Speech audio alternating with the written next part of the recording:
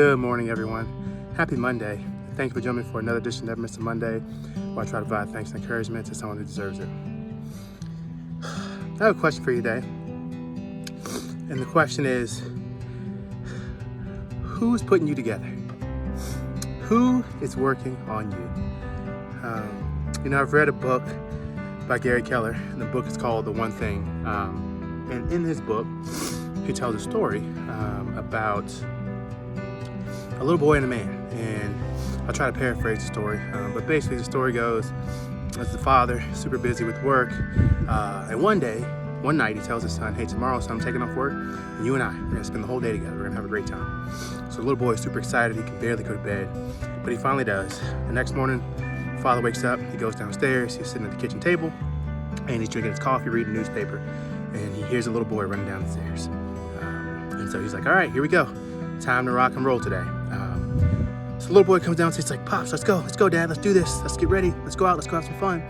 And the dad is, like a lot of people, he's kind of like, it would be really, really nice to be able to enjoy this cup of coffee, read the newspaper for a few more minutes before I get out here and enjoy the day with my son.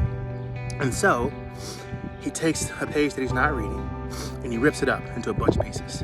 And he puts it on the table, and in an effort to get his son to focus for a few minutes so he can finish his coffee, he says, "Hey, son, if you put this puzzle together, this newspaper that I ripped up into a bunch of pieces, after you do that, we'll get out and go." And the little boy says, "Great, I'll do it."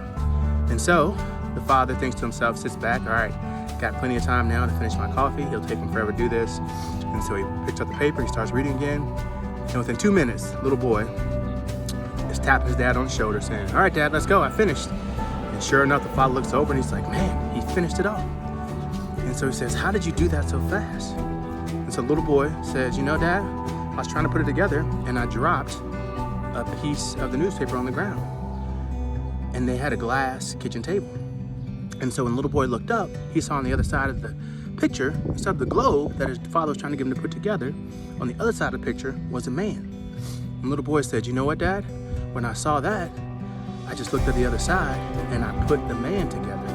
And then the world came into form."